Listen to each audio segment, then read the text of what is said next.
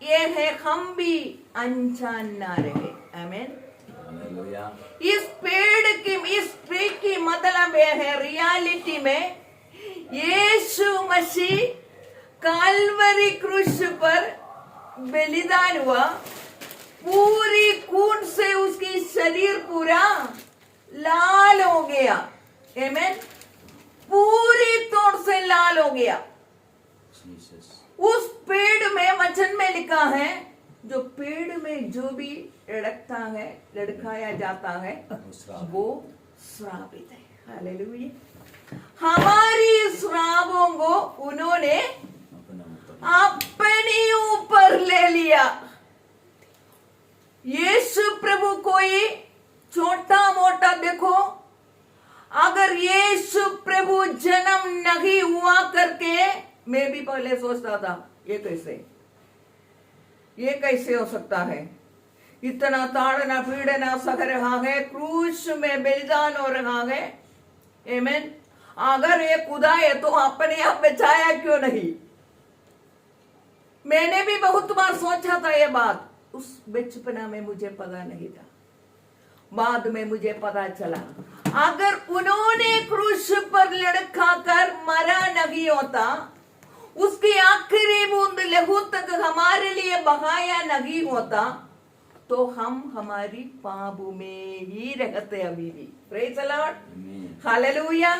पुराना समय में सारे लोग यीशु प्रभु आने से पहले पुराना नियम में हम पढ़ता है, सारे मानव जाति चाहे कोई भी हो, उसकी पापों के लिए हर एक साल में महायाजक के पास एक मुर्गी, एक मेमना, अगर उसका पास पैसा नहीं तो एक कबूतर, कोई ना कोई चीज को लेके आना चाहिए था। हालेलुया।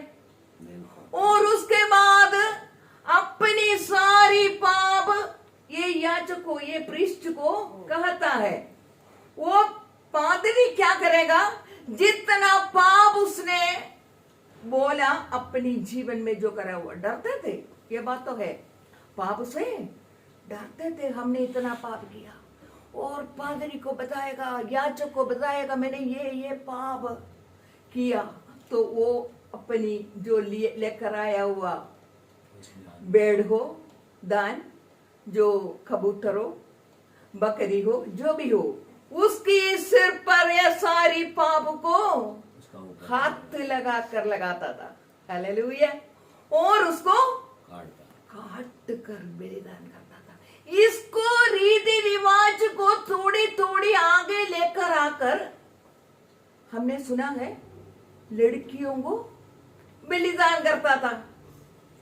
अगर किसी के जीवन में अभी भी है, अगर कोई श्राप है करके कोई भी बोल दिया, कोई अरे तुम्हारी घर में बहुत बड़ी श्राप दिख रहा है, अगर कोई आके कह दिया तुम्हारी बच्चों से या कोई भी बच्चों से, प्रेज़ द लॉर्ड, पकड़ कर लेकर आओ, हम उसको क्या चढ़ाएंगे। तभी तो बहुत इतनी लड़कियों को, ये लड़की क्यों, मैं हमेशा सोचती हूँ ये लड़की क्यों, लड़कों को क्यों नहीं मारता, लड़कियों को मारकर, ये थोड़ी सी साल पहले तक है, अभी भी होते होंगे, तो ये करते थे। तो रियलिटी में क्या था, जो हमारी पापों को लेकर, हमारा इस साल की पूरी पापों को लेकर, कुछ भी तुम्हारी संपत्ति के अनुसार, तुम्हारी जेब तुम्हें कहता है अच्छा मैं एक कबूतर ही ले सकता है, तो कबूतर को ले आते थे, उसके सिर पर वो पाप को बताते थे, और महायाजक उसको काटता था। Praise the Lord. और ये बड़े मजे में पाप से छुटकारा पाकर जाता था। आमीन। इसके लिए यीशु ने क्या किया, अपना एक परमेश्वर ने सोचा, ये हर समय में, हर साल में याग चढ़ाते हुए पापों का छुटकारा मिलता था। परंतु यीशु कुंवारी मरियम के पेड़ में पैदा हुआ, आदमी को वचन में लिखा है देखा तक भी नहीं है। आमेन, हालेलुया। वो परमेश्वर की वचन के द्वारा, आमेन, केवल वचन। एक दूध ने आके बोला तुम गर्भवती होगा। अगर विश्वास किया, उसने बोला आपकी इच्छा मेरी अंदर पूरी हो जाए, समर्पण किया। इसलिए मरियम इस दुनिया में सबसे बहुत बहुमूल्य स्त्री है।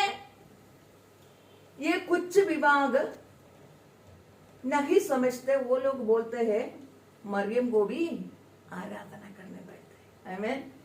परंतु ये गलत है। हालेलुया। मैं ये बात कहने के लिए आ रही हूँ, रीति रिवाज ने, जो रीति रिवाज ने परमेश्वर की वचन को खो दिया। आमीन, हालेलुया। हो सकता है हमारी जीवन में हम सोचे अरे एक अच्छा नौकरी 1 लाख रुपए की मिलेगा तो हमें शांति मिल जाएगा। हर महीने में 1 लाख रुपया मिल जाए तो शांति मिलेगा, कभी नहीं मिलेगा। अगर अच्छा एक बंगला मिलेगा तो शांति मिल जाएगा, नहीं मिलेगा। एक अच्छा गाड़ी, जो बहुत ज्यादा मनी का एक गाड़ी मिले, मगर वहां पहुंचेगा तो हमारे लिए 7 रुपए कमीशन आया था, वो हमारा सैलरी एकदम गवर्नमेंट में जो अच्छा सैलरी हो गया। एक किसी ने मेरे पास आके बोला अरे दीदी अच्छी एक मणि की, इंग्लिश से बिमला हंस रही है क्योंकि उसको व्यक्ति पता है। उसने बोला इतना बढ़ोतरी होने के बाद भी हमने तो दोनों हाथ उड़ाकर परमेश्वर को धन्यवाद किया, उसका अलावा हमारे पास क्या है। उसने आकर बोला दीदी अगर एक 20,000 और मेरी सैलरी में बढ़ता होता मेरा सारा प्रॉब्लम सॉल्व होता। मैं हंसी, क्या बोलूं, परंतु कुछ भी मिले, हालेलुया, 20 नहीं 1 लाख बढ़े, 2 लाख बढ़े, शांति नहीं मिलेगा। क्योंकि जब तक आपके जीवन में पापों से छुटकारा नहीं मिलेगा, आमीन, पाप की बोझ है सबसे बड़ा बोझ। हालेलुया, आमीन। अगर कोई इतनी बड़ी पाप करने की जरूरत नहीं है, किसी को मर्डर कर दिया, बहुत बड़ी बोझ में है वो। अगर कोई किसी के कुछ चोरी किया, बोझ में है। अगर किसी को भी कुछ गाली दिया तो भी वो बोझ में है। इस पाप की बोझ लेकर चलना मुश्किल है। आमीन। उस बोझ से एक ही कुमार प्रभु यीशु हमारे लिए कुर्बान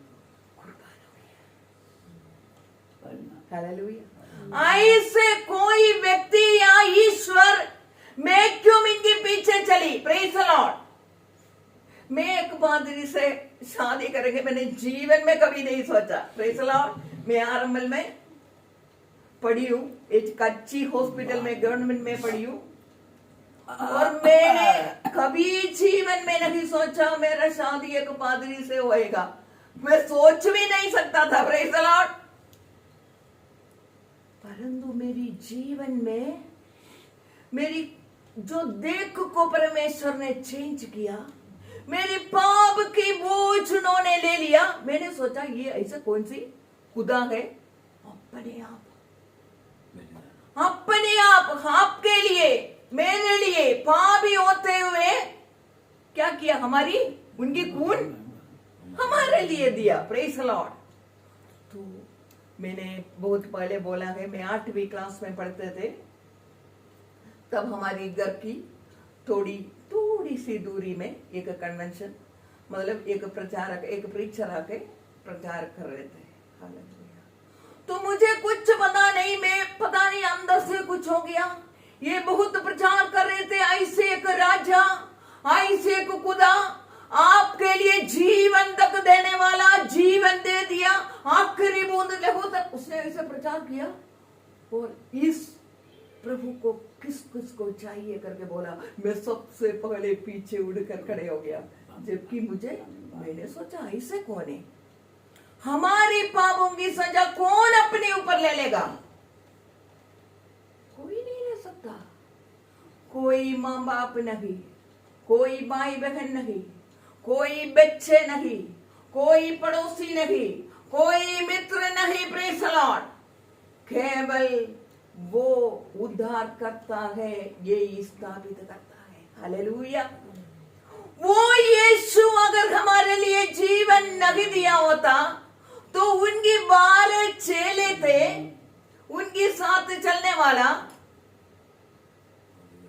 वो 12 चेलों की जीवन आप देखो, सभी लोगों को कदम मर्डर किया गया। Praise the Lord. उबले हुए तेल के अंदर भी डाला, उसकी बीवियों को, उसके बच्चों को भी ऐसे पुराना समय में मारा गया। अगर यीशु सच्चाई पे परमेश्वर की पुत्र नहीं है, उनके लिए मरा नहीं होता, फिर भी वो लोग मरने के समय में थोड़ी संचल हो गया था। अरे ये वो लोग भी मन में सोचा, क्योंकि हम परमेश्वर की किताब में लिखा है, 2 लोग एक जगह की ओर जा रहा था और जाते हुए बोल रहा था कि तीसरा दिन हो गई मरकर, तीसरा दिन, फ्राइडे का दिन मरा और संडे हो गए थे। ये एमोस एक जगह की ओर चल रहा था। ये दोनों चेले चलते चलते वाद विवाद कर रहा था। अरे वो परमेश्वर का पुत्र था, पर दूसरा बोला होगा अरे फिर मरा कैसे, मरा क्यों, मतलब उनको भी पक्का नहीं था। इतने में एक तीसरा व्यक्ति और उनके पास वचन में लिखा है, हम कोर्ट के नहीं बता रहे, आमीन, हमने क्यों रिसीव किया, ये बात है। तो वो व्यक्ति ऐसे लगा, एक अनजान व्यक्ति साथ साथ चल रहे, तो बोला अरे तुम लोग क्या बोल रहे हो? तो बोला अरे आपको नहीं पता हम कहाँ से आ रहे, आपको इतनी बड़ी खोट होगी, आपको नहीं पता? ऐसे यीशु नासरी ऐसे हमें उद्धार करता करके आया, बहुत चमत्कार किया है, अंधों को आंखें दिया, गूंगों को बोली दिया और मुर्दों को जिलाया, बड़े बड़े काम किया, परंतु वो अभी आज तीसरा दिन है वो मर गया और उसकी आखिरी बूंद लहू तक बहाया, वो भी नहीं। एक सिपाही ने उसकी छाती पर शूल से छेद किया माला से और आखिरी बूंद लहू तक बहाया, और उस समय में पूरी अंधकार हो गए थे। शाम की 3 बजे पूरी अंधकार हो गई, आंधियां होने लगे, और उसने, वो सिपाही ने खुद आदमी में ने जिसने शूल से मारा, वो भी खुद घुटना टेका, आप सच्चाई पे परमेश्वर की पुत्र था, क्योंकि वो डर गया। तो ये आप नहीं जानते, तो वो अरे ऐसे वचन में जो आदमी, अनजान आदमी जा रहा था, एक बड़ी बात, ये क्रिसमस की एक बहुत बड़ी बात जो हम सच्चाई पे मना रहा है, वो आपको बताएंगे, आमीन। तो उसने बोला तुमने ये वचन नहीं पढ़ा? भविष्यवक्ता लोगों ने, नबी लोगों ने लिखा है वो तीसरा दिन जी उड़ेगा। तो बोला हाँ लिखा है, ये सब सही है, और तुमने ये नहीं पढ़ा, वो नहीं पढ़ा, ऐसा करके एक एक बातें पूछता रहा। तो बोला हाँ हाँ सही है करके, और चलते चलते चलते चलते रात होने वाला है, जहां पहुंचना था यमुस नाम की गांव में ये दोनों लोग पहुंच गया। तो ये जो साथ में आने वाला आदमी थोड़ी आगे जाने की जैसे दिखाया, तो ये बड़े अच्छे लोग थे चेले दोनों। उन्होंने बोला अरे रात तो बहुत हो गया, आ जाओ हमारा साथ आ जाए। हमें तो बोलेगा प्रेज़ द लॉर्ड, हमें तो बोलेगा आमीन। तो उसने अपने घर में आदर के साथ बुलाया। तो क्या हुआ, उसने